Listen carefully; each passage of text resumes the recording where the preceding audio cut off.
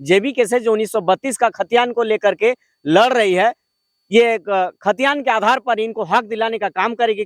जेबी cases हमेशा इनके सुख दुख में खड़ी रहेगी। इतना प्लॉट नंबर लगे, हमारे इतना जमीन जाए लगला या फिर इतना पेड़ जाए लगला, तो एकर बावजूद हमके जेटा माने तोरे अंदर में जैसे जीएम करे अंदर में जे भी यहाँ सीसीएल है ओकर जेटा रूल रेगुलेशन है ओकरे आधार पर हमके सर्विस दिया जाए, हमके नौकरी दिया जाए। आखिर भाई मोर जमीन जान मोर जमीने सब खत्म हो जाता, हमें क्या करो?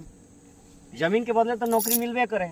और जहाँ तक बात रही गई कि एखन जैसे तोर मोटा मोटी कितना 3 एकड़ न कितना जाए लगला एखन मोटा मोटी 3 एकड़ जमीन जाए तो कम से कम तो तोके 3 गो नौकरी चाहिए तोर घर में, कम से कम 3 गो नौकरी चाहिए। जमीनों के नापो तबे नापते तबे मिनिमम जैसे 3 एकड़, अगर 3 एकड़ जमीन है तो 3 गो नौकरी घर पे होना चाहिए। तो बाद वो तो डंपिंग और बाद जितना मुआवजा है मुआवजा मिलना चाहिए। सबसे पहले तो नौकरी, और बाद मुआवजा, और बाद घर कर बदले घर। इसलिए तो के कागजी कार्रवाई जीएम का नाम पर करें और बाद ओके रिसीव ली।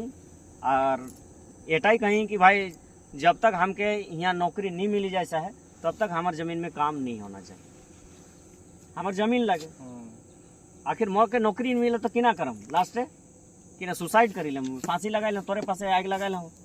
अगर यदि मौके कुछ भी नहीं देवे तो हमारे की ना जिंदगी मोरे के सिवा किना बात क्या नहीं करता। कुल मिला बोनवा काटलो नहीं तखन हमरा कहा हलथुन कि कुछ दियाई देबो, हम की का दियाई देबे, हम जितना दिन ले नहीं हमरा तनखा दियाई देबे तो बंद हो जाए। तो कई दिन लागल सन क्या पगलाई के मर जाते, हम की गाछो काट के लगला जमीनवा चल जाते पगलाई के मरबो, कहीं कमाई खाबो। कुल मिलाई के देखा एक चीज है ना, जैसे हमें सरकार के देखा चलते कि जेटा हमरा कर जेटा जमीनटा ही छीना जाता है तो जमीन कर बदले हम खाली नीचे कोड़ देते हैं बाबू, तो सब मटिया धस के नीचे चल जाते हैं। क्यों सेटा हूं माने अगर जैसे नौकरी नहीं मिलते तो लड़का की ना करता, कहाँ जाता? वो तो है ये है, तो इसलिए ओके नौकरी चाहिए बाले बुतरू के चलते रहे कि चल आज नहीं तो कभी फिर हम पास कोई आता तो नहीं। हाँ काहे नहीं। देखिए कुल मिला करके अगर कहा जाए तो इन लोगों के साथ जितना भी अन्याय हुआ है इनको हम शब्दों से बयान नहीं कर सकते हैं।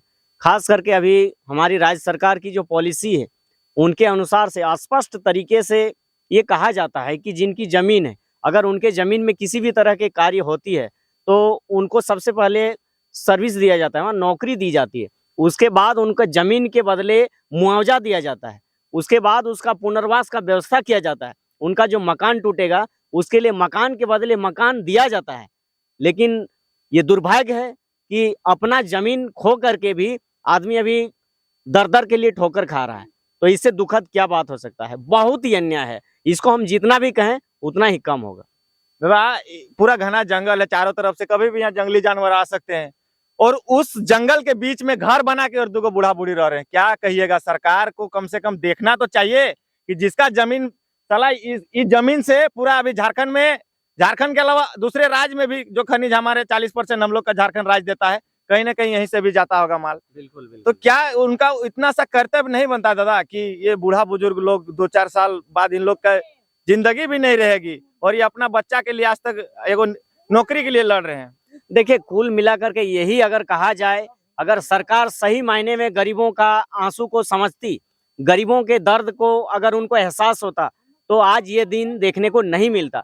लेकिन बहुत ही दुर्भाग्य की बात है, बहुत ही दुखद बात है कि आज अपना जमीन खोने के बावजूद आदमी जो है कुल मिलाकर के अपना अनाज खाने के लिए तरस रहा है। उनका जो खेती जो जमीन था, जो उनका जिस जमीन से खेती बाड़ी करके अपना पेट पाल रहा था, अपना बच्चों को पालते हैं, उनका जमीन छीन गया।